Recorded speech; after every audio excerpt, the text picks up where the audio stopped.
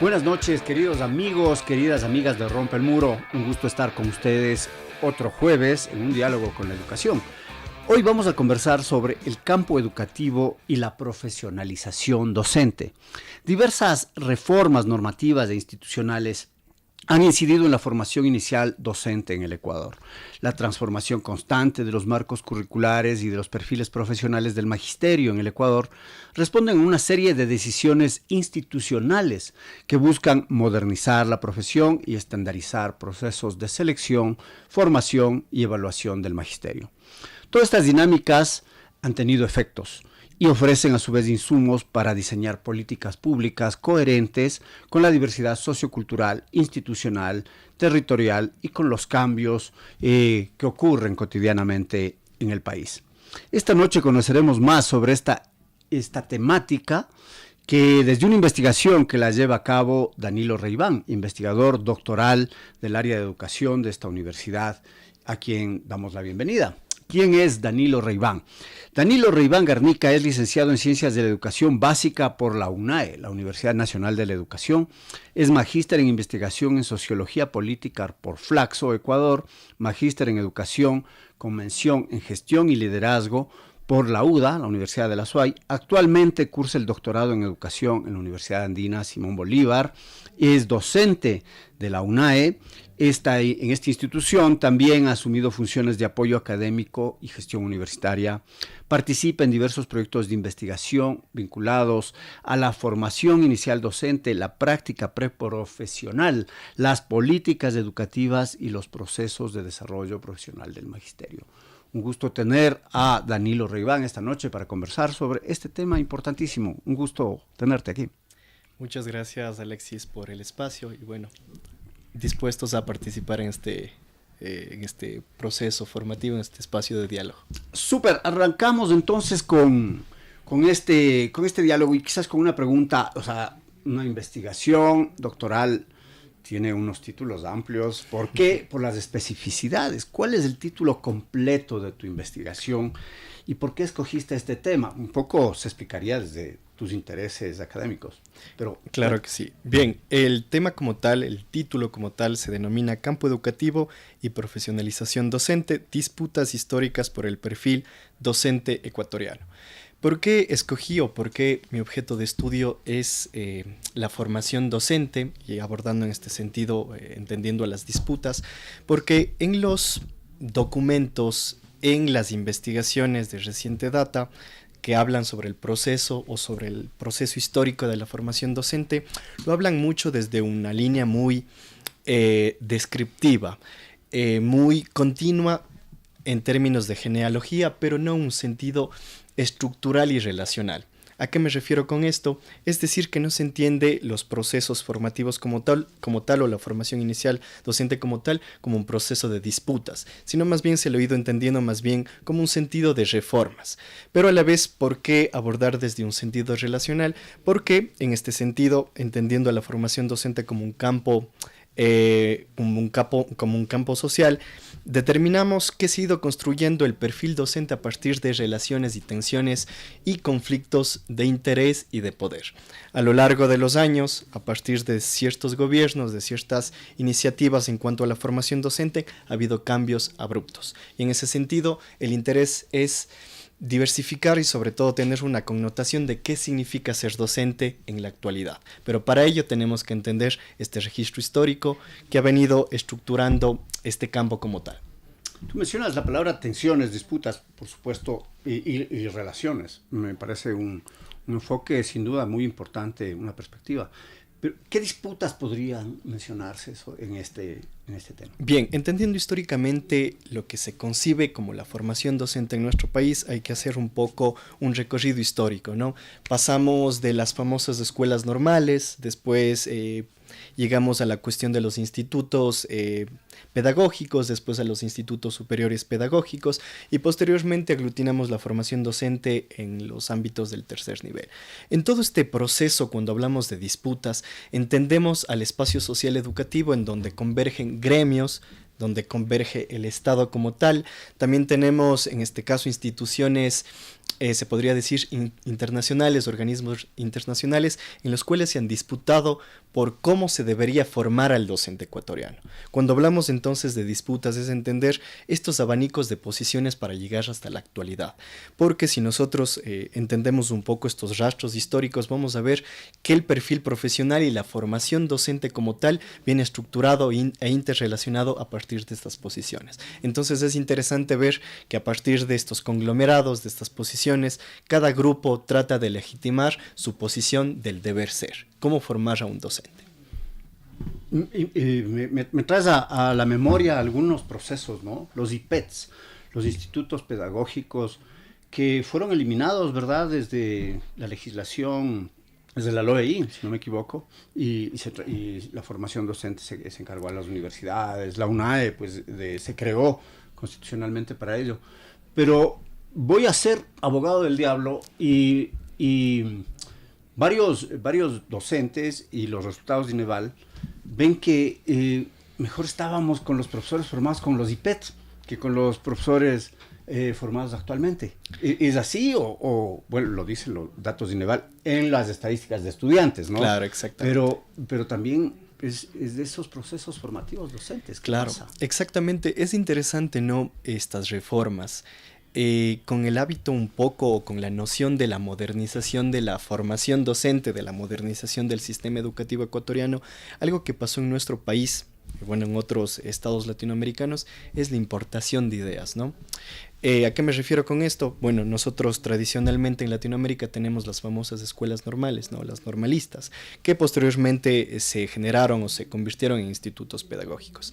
Sin embargo, en este proceso de modernización, como bien lo mencionas, viene la eliminación de los institutos superiores. ¿Por qué? Porque de alguna manera, de lo que dice la literatura y también lo que converge un poco en términos de las reformas educativas, es que esta formación era en términos muy específicos artesanales. Bien, es decir que simplemente por lo que duraba la formación en los institutos, 2 años más o menos, los estudiantes no tenían una formación profunda, bien ligada a la cuestión un poco epistemológica, filosófica, sino que se concentraban en las didácticas. Bueno, esto dicen, ¿no?, los procesos de reforma. En todo este proceso se elimina obviamente los institutos superiores, parte también de esta formación de la calidad de la educación superior, el famoso mandato 14 de la Constitución del 2008. Pero ahora bien, ¿qué pasa con la actualidad? ¿Qué es lo que pasa? ¿Por qué es lo que se supone que ahora tenemos quizás mala formación docente a pesar de estas transformaciones? Algo que sucede, y ahí va el sentido de lo relacional, es que las reformas educativas en nuestro país no se implantan en un sentido de profundidad estructural, sino que hemos abordado simplemente parches. Bien, entonces, para transformar el sistema, para transformar la formación inicial docente, se tenían que tomar otras alternativas también. No simplemente pasar por el sentido de la formación, porque tenemos también un sentido, ¿no?, de escalafón, un sentido de condiciones básicas dignas para los docentes, un sentido también de pensar la formación no simplemente para cumplir estándares internacionales, sino entender los contextos y los territorios. Entonces, algo que sucede en la actualidad es que quizás nos olvidamos de la contextualización, el territorio y de la calidad y de las condiciones mínimas de un docente y nos centramos simplemente en cumplir estándares de calidad internacional que se nos han venido generando. Entonces, bueno, ahí es una disputa que también vale la pena hilar, porque podría ser una de las respuestas, pero que podría ir en ese sentido a la cuestión de cuál es la actualidad y cuál es la realidad de los docentes y de los docentes en cuanto al sistema educativo. Quizás tu investigación va a darnos resultados sobre por qué estábamos mejor con los IPETs, con los profes formados en IPETs, que los profes de acá. Pero bueno, ¿por qué escogiste este tema? Bien, bueno, el tema me parece sumamente relevante. Primero, bueno, haciendo énfasis hace un momento que decía que tenemos una mirada muy cronológica del sentido de la formación docente, pero no en un sentido relacional. A veces vemos simplemente los resultados educativos haciendo una cronología de hechos de reformas educativas. Sin embargo, el sistema educativo, la formación docente como tal, viene estructurado por varios rezagos de alguna manera, de estas famosas dependencias de trayectorias. Y si nosotros no entendemos cuáles son estos procesos específicos en torno a los procesos históricos, no vamos a entender cuál es la realidad del país, la realidad de la formación docente. Y a medida que generemos y sigamos generando políticas docentes, reformas educativas, si no entendemos cómo se han configurado estos procesos, vamos a tener simplemente reformas del momento. Bien, no se considera política pública, sino simplemente una política de gobierno, quizás, no una política de Estado. Y eso es lo que me interesa, comprender estos rezagos, estos rastros históricos para entender nuestra realidad y para que a partir de aquello, obviamente, los tomadores de decisiones en cuanto a políticas públicas quizás puedan entender y tomar mejores decisiones contextuales y acorde a nuestro país como tal. Porque hay dos hechos. La literatura especializada dice que un docente bien formado es un factor preponderante en los aprendizajes de los estudiantes, ¿no? Y en sus resultados. Y asimismo, pues tenemos que los procesos de formación docente desde el Estado han decaído sustancialmente. Entonces, por eso quizás se esperaría que estudios como el tuyo sean insumos para que el Estado se replantee políticas públicas en ese sentido. Exactamente. Chévere, Danilo, tú planteas unos conceptos importantes. Bueno, de hecho, una investigación del carácter que te plantea teorías y conceptos importantes, pero algunos básicos son perfil docente, campo educativo, profesionalización docente. ¿Qué es de estos conceptos y cómo se vinculan en tu investigación? O sea, defínelos, por favor, para nuestros radioescuchas que tengan esta claridad. Perfecto. Cuando hablamos de campo educativo, aquí tomamos la posición teórica de campo social de Pierre Bourdieu, el famoso sociólogo francés, en donde delimita que dentro de los campos existen disputas y posiciones de los, en este caso de los actores, que disputan en este sentido específico un elemento, ¿no? En este caso existen varios capitales culturales, políticos, etcétera, y que a partir de su posición específica dentro del campo pueden o no tomar la trayectoria de un espacio específico, ¿no? Entonces, normalmente dentro de los campos existen actores que tienen mayores posicionamientos. Podríamos tener el mismo Estado con el Ministerio de Educación. Dentro de este campo educativo existen los gremios, dentro de la tradición un poco del sistema educativo. También tenemos a las universidades, bien, y también tenemos a los organismos internacionales. Entonces, esto podría enfocarse como el campo educativo, en donde estos actores disputan el deber ser de lo que impactaría en este sentido la profesión docente, los tomadores de decisiones. Entonces, obviamente, estos campos no son firmes, porque de acuerdo a la corriente política, los momentos de coyuntura, se pueden ir modificando. Y obviamente, cuando existen estos movimientos, también cambia en este sentido la trayectoria específica. Entonces, cuando hablamos de campo educativo, entender sobre todo estos elementos, estas variaciones, estos posicionamientos que han venido desarrollándose a lo largo del tiempo para entender cómo las posiciones y los sentidos, en este caso de jerarquías de poder, han disputado el sentido del quehacer educativo. Cuando hablamos de perfil docente, en este caso es prácticamente un consecuente del campo educativo, porque el campo educativo define el perfil docente, es decir, ¿qué significa ser docente? Bien, a lo largo del tiempo hemos pasado por varias formas de lo que el deber ser, de lo que quiere el Estado promulgar para los docentes. Bien, y es interesante porque también viene acá la posición y las corrientes ideológicas, económicas, culturales de la formación como tal, ¿no? Entonces, quizás queremos tener un docente generalista, quizás queremos tener un docente más alineado a la tecnocracia, quizás queremos tener un docente alineado a un papel más crítico, reflexivo, investigador, etc. Entonces, a lo largo de los años estos perfiles docentes se han ido modificando. Primero a razón, obviamente, de la sociedad, de lo que aspira la sociedad, y también obviamente siempre desde la línea internacional, también un sentido de importación de ideas. Entonces, el campo educativo es el que define el perfil docente en esta disputa por el sentido como tal. Y los modelos de profesionalización, en cambio, es la parte más específica y pedagógica de cómo formar a los docentes. Bien, entonces el campo educativo, en donde convergen instituciones, bien, en un sentido sociológico, define el perfil docente y este perfil docente toma una labor procedimental a partir de la profesionalización. Es decir, cómo formar específicamente, qué contenidos, qué currículo, qué formas de ver el mundo, entre otros. Es más o menos, esta es la convergencia de estos tres grandes conceptos, se podría decir. Súper, queridos amigos, queridos radioescuchas, tenemos claridad entonces, perfil docente, profesionalización docente y campo educativo, como ese gran concepto del señor Pierre Bourdieu. Pero me salta una idea ahorita de lo que acabas de decir. ¿Qué perfil docente tenemos ahora mismo? ¿Qué se privilegia? ¿El profesor investigador, el profesor proactivo, el profesor directivo? ¿Qué? Es interesante porque eso es una pregunta que tenemos que ir desmenuzando, creería yo. ¿Por qué? Porque lo que te dice la academia, lo que te dice los currículos de formación universitaria es que deberíamos formar a un perfil de docente investigador. Bien, pero obviamente un docente investigador de su propia práctica. ¿Qué quiero decir con esto? Que obviamente en las instituciones, en sus propias aulas, se conviertan en espacios en donde el docente, a partir de las dificultades, de los problemas pedagógicos, socioeducativos, entiende su complejidad, los analiza a partir de la literatura, de las comunidades de práctica, etcétera, y toma decisiones situadas a partir, obviamente, de una búsqueda y de un análisis específico. Eso lo dice la literatura, eso es lo que dicen las universidades, el deber ser, el perfil docente-investigador. Pero ahora vamos a la realidad. ¿Qué pasa en nuestro sistema educativo? Y aquí nos hacemos la pregunta, ¿existe este docente-investigador? Sí, no, tal vez, casos específicos. ¿Es lo que queremos para el país, para los estudiantes, para la proyección del país, un docente investigador?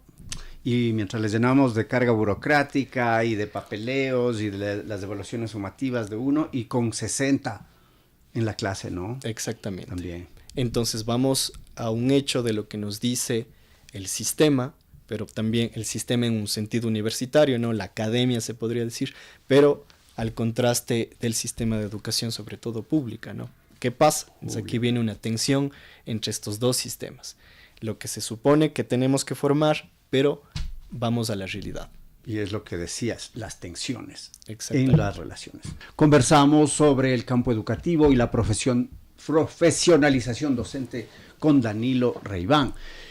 Bien, nos has dado algunas pautas de por qué es importante tu tema de estudio, ¿no? Quizás, si deseas, podrías profundizar más, pero antes de ello, tú escoges del 84 al 2010, o 2020, perdón. 80-2024. 80-2024, al revés, ¿no? 1980-2024. ¿Por qué escogiste este periodo y no otro? Es 80, estamos hablando de 40 años, ¿no? Sí, 44 más o años. menos, claro, exacto. ¿Por qué? Bien, ¿por qué tomar, obviamente, este espacio temporal, ¿no? Primero, obviamente, desde una justificación más académica, metodológica, hay una transición importante en esa época que se transforman las escuelas normales en institutos superiores pedagógicos. Bien, entonces entender este cambio también es entender por qué se transforma, por qué de esa transformación, ¿no? Y aquí vamos a ver primero un poco las reformas también a nivel latinoamericano y estos procesos de modernización. Bien, justamente en estos periodos históricos en nuestro país lo que sucede es que existen organismos internacionales que empiezan a financiar un poco la formación docente. Bien, obviamente inyectan dinero, pero también asumen un posicionamiento condicionante, ¿no? Es decir, yo te doy dinero, yo te presto dinero, pero obviamente con mis condiciones. Y eso es lo que pasa y lo que ha pasado normalmente en la formación docente. Bien, entonces me interesa este trayecto primero del 80 porque se cambia del sistema normalista al sistema de los institutos superiores pedagógicos y también porque dentro de toda esta línea reformatoria... ¿Cuándo se cambia en el 80? No. En esos procesos, en esos años empieza los procesos de reforma. Porque de hecho ahí viene también estas líneas un poco del financiamiento del BID, viene esta línea que yo mencionaba hace un momento, la famosa modernización. Hay que modernizar a la profesión. Febres Cordero, un poco el tema. Sí. Ese es el periodo del crecimiento de la educación privada. Exactamente, exacto. Entonces viene con esta línea, entonces me pareció un trayecto importante, un puntapié, un cambio interesante de modelo de la formación. Ese es el inicio. ¿Y por qué hasta el 2024? Porque bueno, dentro de todo este proceso, dentro de toda esta corriente vienen unos cambios interesantes dentro de la formación docente. Se cambian institutos pedagógicos, después se cambian institutos superiores pedagógicos y hay unos cambios ahí de años, de currículos, etc. Pero me interesa ya estos últimos años porque sobre todo en el 2007 viene un modelo, bueno, desde la literatura, ¿no? El famoso retorno del Estado. Entonces, en estos años tenemos quizás, previo al 2007, una cuestión muy fuerte de la privatización. ¿Bien? Pero desde el 2007 viene un proceso de retorno del Estado y dar un eslabón a lo público. Bien, pero obviamente con todas sus contradicciones, ¿no? Porque dentro también de lo público viene también más estandarización, más reglamentación, más sistema de escalonamiento, etc. Entonces hemos venido con trayectos interesantes en los modelos de gobierno. Y también en estos últimos años, desde el 2007 para acá, 2017 para acá, nuevamente existen cambios importantes. Bien de la manera de gobernar también la educación. De hecho, ahora, por ejemplo, tenemos este famoso gran ministerio, ¿no? Si bien este año ya no está dentro de mi marco temporal de análisis, pero vemos cómo se ha ido transformando la educación, las políticas públicas, las políticas educativas, la formación docente y el mismo sistema educativo ecuatoriano. Cuando abordamos estos últimos años también vemos un poco cómo se ha ido transformando este sistema. Y es interesante porque dentro de todas estas transformaciones viene algo que yo lo denomino como reformas inconclusas. Bien, reformas inconclusas desde el 80 hasta el 2024. Bien, reformas inconclusas en donde tenemos procesos de formación continuos, después caídas, después nuevamente procesos de formación ampliada, procesos acompañados por las universidades, el factor de los gremios, en este caso, por ejemplo, tenemos acá tradicionalmente la Unión Nacional de Educadores, ¿no? Que acompañó en este proceso previo al 2007, después una disputa con el Estado, y eso también es interesante porque vamos a entender cuáles son las particularidades de la formación docente, ¿bien? Porque a partir de este diagnóstico horizontal y transversal, y sobre todo relacional, entendemos qué es lo que tenemos en la actualidad. Bien, solo así vamos a poder entender, haciendo este rastreo específico. Un rastreo de distintos periodos. Danilo ha comentado ese va y ven, digamos, ¿no? Hacia el retorno del Estado, y después, digamos, desde el 2016 tenemos otra serie de políticas neoliberales de reducción del Estado. Tenemos ahora mismo, lo mencionó, no es periodo, pero desde el 2025 hay un Ministerio de Educación, Cultura, Deporte, Recreación y Educación Superior, ¿no? Volvemos a la estructura anterior al 2007. ¿Qué tipo de enfoque sigue tu investigación? ¿Es un enfoque cualitativo? ¿Es cuantitativo? ¿Es un estudio de caso? ¿Te centras en una realidad particular? ¿O más bien abarcas segmentos de distintas partes del país? ¿O en Azuay? ¿Cómo lo ves? Bien, bueno, desde la línea un poco metodológica, ¿no? Lo que se planteó es un estudio obviamente desde una línea de un enfoque cualitativo, desde un diseño muy histórico-interpretativo, sobre todo por el posicionamiento relacional que hace un momento evidenciaba, ¿no? Desde esta línea, desde la sociología que aborda Bourdieu.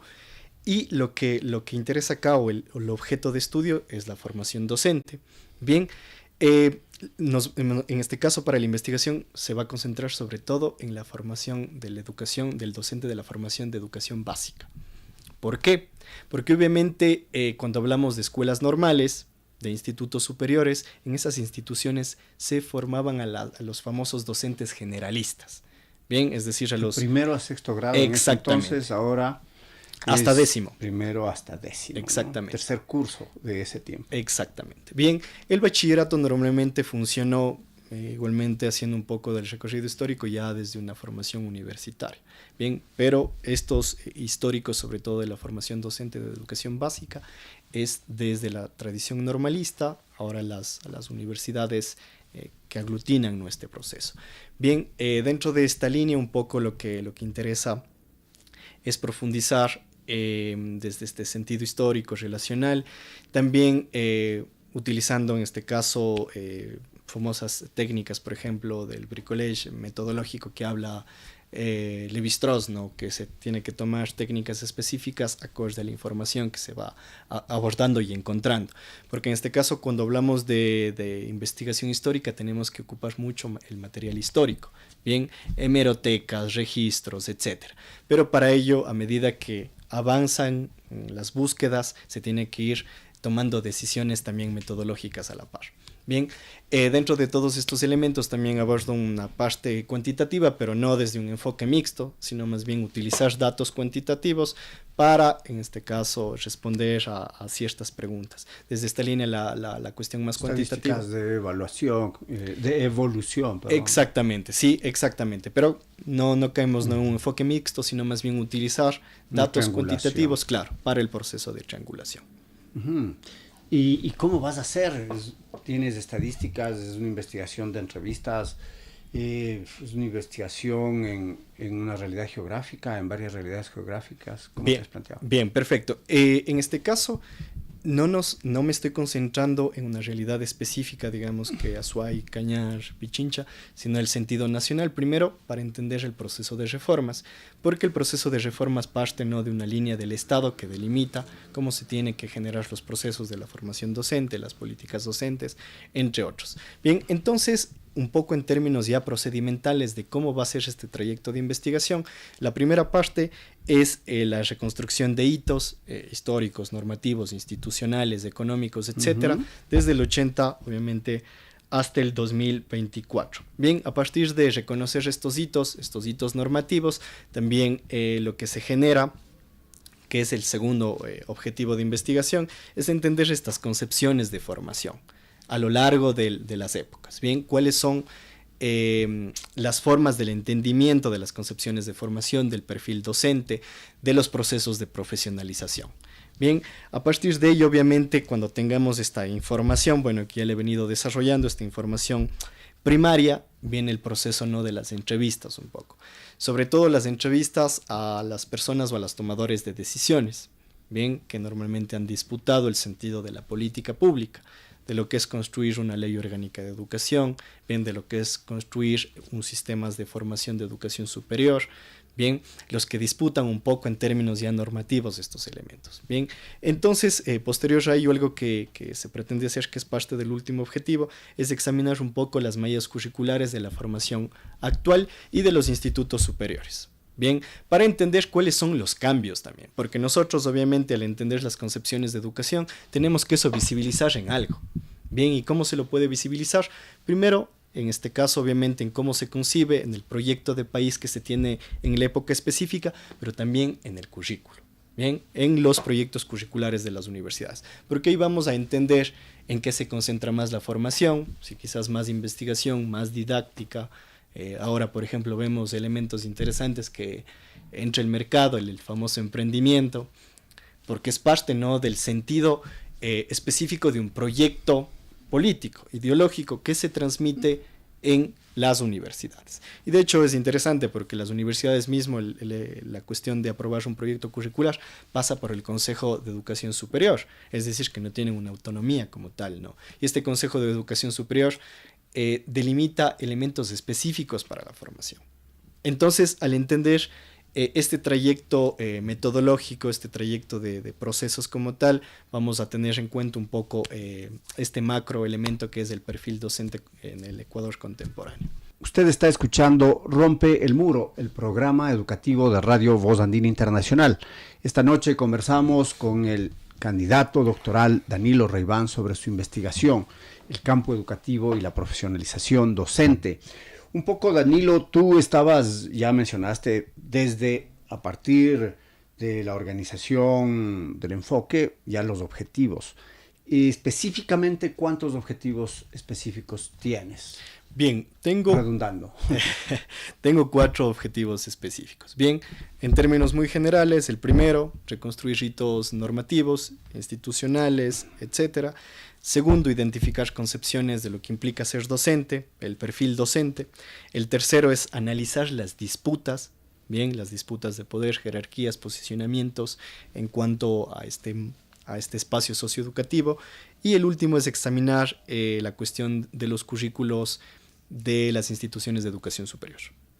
¿De educación superior? Bueno, en la actualidad, claro, de las universidades. Los que son formadores. Digamos. Exacto, de formadores de educación. Cuando hablas de las disputas te enfocas en actores, por ejemplo, la Unión Nacional de Educadores en su tiempo, luego ahora hablamos de Red de Maestros y algunos núcleos, frente al Ministerio de Educación, universidades también ahora como actores, y cómo permean concepciones que van de distintos factores, ¿no? Pedagógicos, educativos, económicos, claro, políticos, culturales, claro, culturales.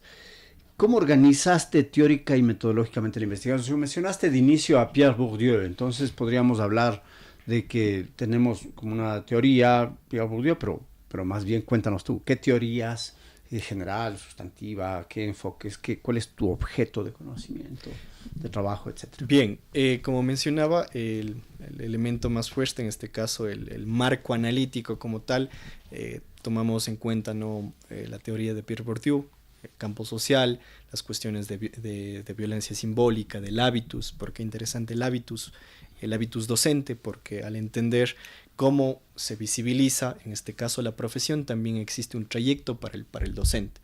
Cómo se forma, qué hace, cómo se relaciona, aspiraciones, etcétera. Si tenemos docentes tecnocráticos, reflexivos, críticos, depende mucho también de esta plataforma de concepciones. Bien, tenemos también los modelos de profesionalización, que acá abordan unos teóricos, sobre todo españoles y norteamericanos. Uno es Marcelo, Tardif. Ellos hablan sobre la parte más específica de cómo se traduce el currículo y en la formación como tal, en la formación inicial. Bien, entonces ellos de hecho generan unas famosas tipologías, quizás en un estilo weberiano, el ideal tipo. Entonces, de acuerdo a corrientes y temporalidades específicas. Entonces ahí podríamos tener modelos de profesionalización técnica, reflexiva, crítica, práctica. La técnica es un poco más alineada a cumplir indicadores, es algo que quizás lo estamos viendo, cumplir indicadores, burocracia, documentos. Bien, la práctica aboga un poco más de un sentido que el docente toma decisiones a partir del momento como tal. La reflexiva piensa un poco más en la investigación como elemento central para disputar la realidad educativa, y la crítica es un sentido un poco holístico, en el hecho donde el docente se concibe como un ente, un actor político, entendiendo el político de transformar realidades como tal. Entonces, estos modelos de profesionalización dan como ideales tipo de los trayectos formativos como tal. Obviamente nosotros, en este caso, desde nuestro enfoque, no podemos tomarlos como tal a estos modelos, porque estos modelos obviamente se conciben en otros contextos, sino tenemos que pensar estos modelos de profesionalización, cómo se ha ido avanzando en nuestros modelos de profesionalización. Quizás también haciendo un poco énfasis a la realidad narrativa, la realidad histórica, empezamos nuestra formación docente, desde, por ejemplo, desde los famosos cleros de la famosa iglesia, Entonces, tenemos ahí un tipo de docente que se quería formar con ese docente. Antecedente, ¿no? Claro, como un antecedente. 80. Claro, para entender también un antecedente, se formaba desde la línea de la iglesia. ¿Para qué? Para que estos docentes obviamente evangelicen a los ciudadanos, El hecho de promulgar la religión, entre otros. Después vemos una ruptura interesante, un docente más liberal, en el hecho de que hay que romper la figura, el sentido de la iglesia como tal. Viene desde las reformas de Eloy Alfaro, exactamente. Y ahí tenemos estas famosas escuelas normales, las primeras que se... El Juan Montalvo y el Manuela Cañizares. El viejo luchador. Exactamente. Entonces es otro tipo, otro ideal, otro perfil profesional que quiere el país. Entonces la pregunta es, ¿ahora qué tenemos, Entonces, después de aquello, tenemos quizás un docente más... no sé si denominarlo sindicalista, quizás, sería de tomarlo con pinzas. y ahora tenemos también el docente más tecnocrático. Docente sindicalista de los 70, ¿no? Con la creación de la UNA, más o menos. Y entre Alfaro y ahí, con Velasco Ibarra, predominante. ¿Hubo cambios en el tipo de docente? ¿O? Es interesante, sobre todo porque en términos ideológicos tendríamos que ver cómo se le pretende formar, ¿no? Y también la realidad nacional de la época. Bien, entonces ahí existieron unos cambios interesantes a medida de normativa, pero creo que el ente del docente que busca la justicia social premió mucho, ¿no? en aquel entonces. Entonces fue parte de la época, ¿no? Entonces, bueno, eso es lo que yo me refiero, que los modelos de profesionalización tenemos que entenderlos a la lógica del contexto. Bien, estos son las dos líneas analíticas fuertes, sobre todo la cuestión de la parte de Bourdieu, bien, del campo... Y de Tardif. Exacto, y los modelos de profesionalización. Con esos elementos podemos analizar, en este caso, nuestras propias rutas y los procesos históricos y de historicidad que ha tenido la formación docente hasta la actualidad. Súper interesante, pero ahí me salta una duda.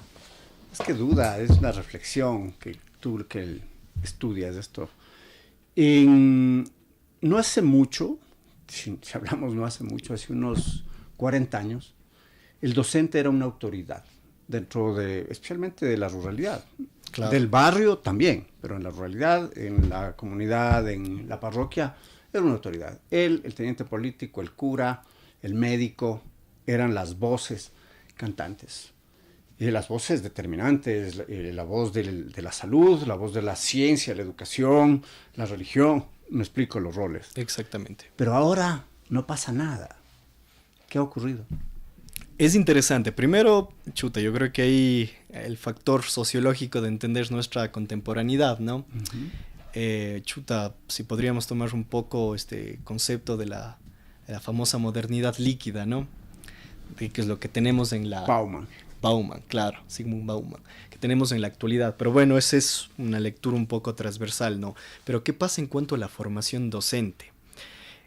Uno de los elementos que se viene a la mente a partir de todas estas reformas es que llevamos al docente a ser un docente de escritorio y de cumplimiento de repositorios. Bien, entonces obviamente el docente que tenía este proceso, ¿no? de responsabilidad social, se podría decir, proceso hasta a veces de responsabilidad familiar, porque todo llega hacia el docente, todos los problemas sociales. ¿Quién aboga? El docente. Bueno, en este caso la escuela, pero ¿quién toma las decisiones como tal? El docente. Entonces, uno de estos elementos interesantes es estas propias reformas, ¿no? Estas propias reformas que le dejamos de lado al docente como un actor social, como un actor político, como quizás un actor intelectual, a tener a un docente más tecnócrata, ¿no? De escritorio. Bien, que cumple sus horarios. ¿Por qué hablamos de horarios? Porque ahora está para conversar con padres de familia, para conversar con directivos, para conversar con la comunidad, tienes que tener tu horario. Y obviamente esto dice... Tienes que reportar. Claro, que reportar, que el acta, la firma, que las fotos. Bien, entonces se desdibujó la profesión. Y obviamente la comunidad, la sociedad, ya no le ve al docente como una figura de respeto, ¿no? Por eso también hay un proceso de infravaloración de la profesión. Bien, ¿qué es el sentido? ¿Cómo nos ven las personas, la sociedad, a los docentes? Es una gran pregunta que tenemos que develar a medida, ¿no? de entender estas reformas y de entender también nuestros procesos políticos propios, ¿no? Entonces, una pregunta sin respuesta, pero que puede tener varias rutas y que quizás en lo que pude comentar hay una... Pues es una de tus conclusiones. Sí, claro. Ahora, y va develando algo tu estudio, quizás estás en una fase inicial, ¿no es cierto? Estás todavía en una fase de clases, también tienes investigación, pero también tienes investigaciones previas. Totalmente. Si es que más que preguntarte qué va develando tu estudio, te preguntaría, ¿qué supuestos tienes? ¿Qué premisas partes para la construcción de hipótesis, si es que cabe el término? Bien, tengo quizás dos grandes líneas que ahora lo he abordado transversalmente. Primero, las reformas inconclusas. Bien, ¿por qué reformas inconclusas? Algo que pasa en nuestro estado ecuatoriano es que las políticas son de gobierno. ¿A qué me refiero con esto? Que las políticas cambia un sistema de gobierno, se elimina todo lo anterior.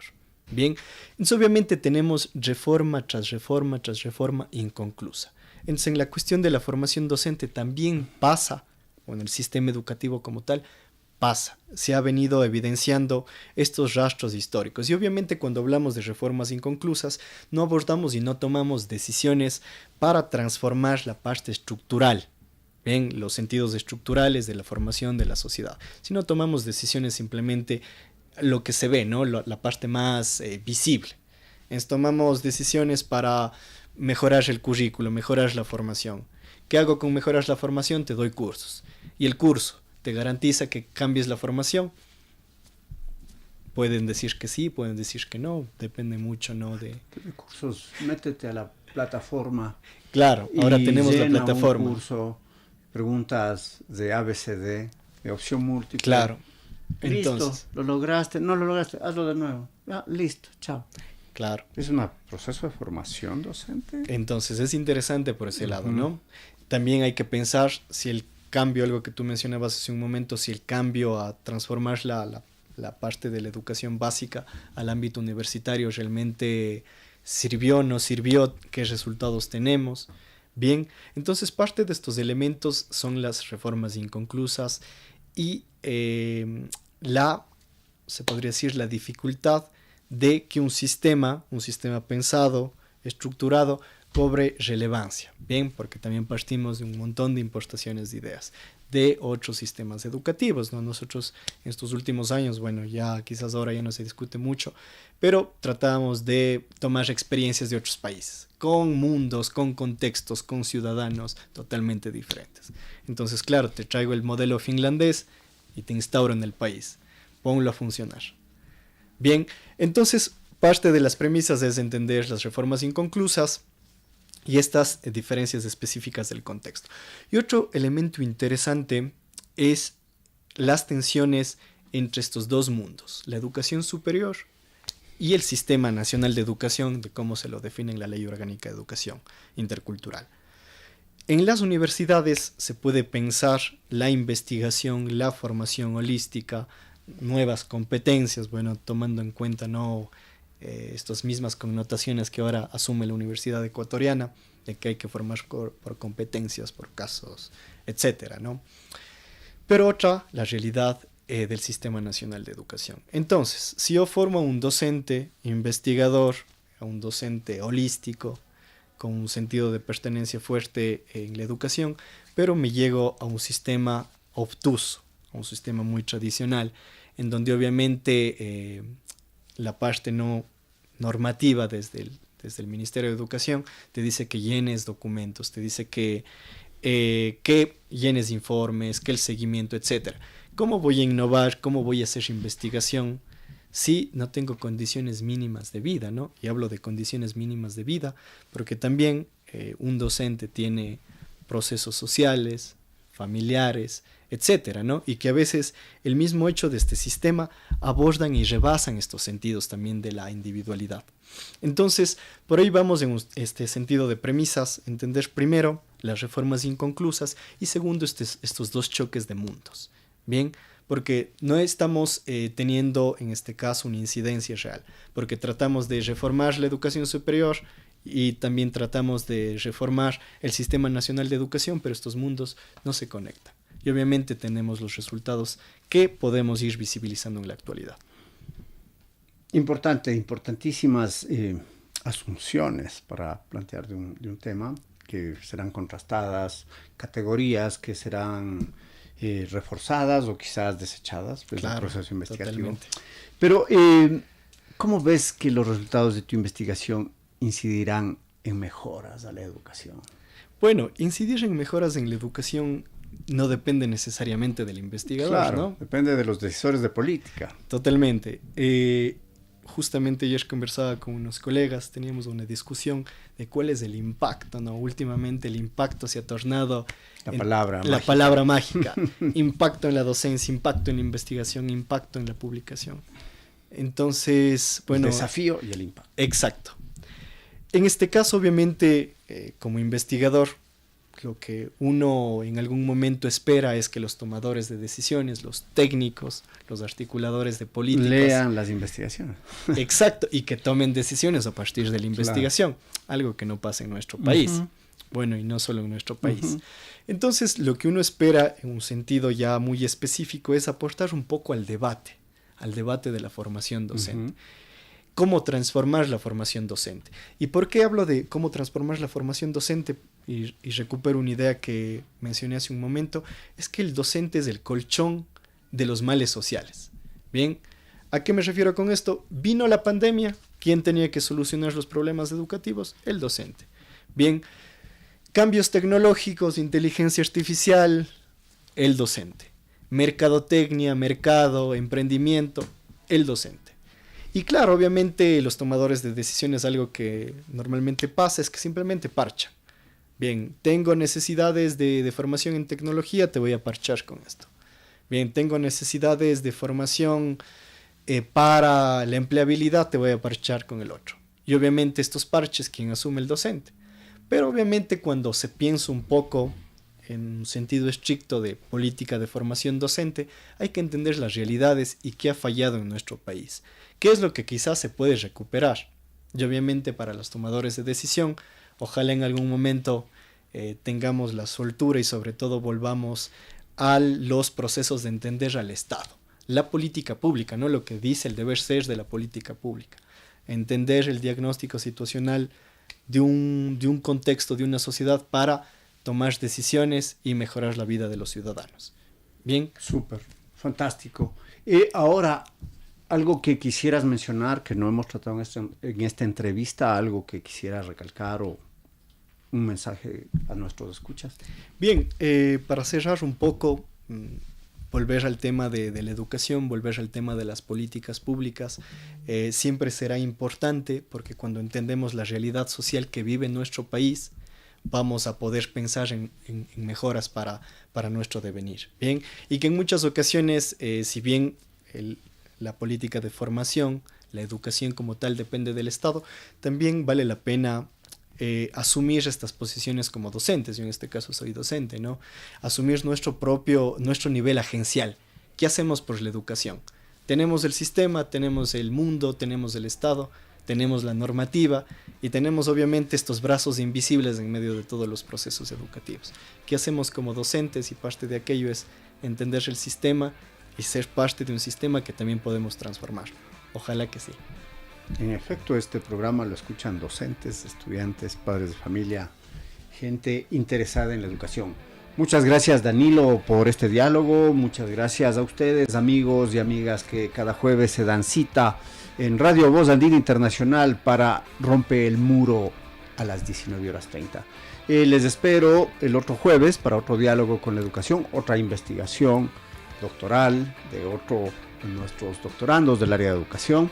Gracias como siempre a Tito Chela que nos apoya desde los controles en la producción de este programa. Soy Alexis Oviedo. Nos vemos el otro jueves. Salud y alegría para todos. Buenas noches.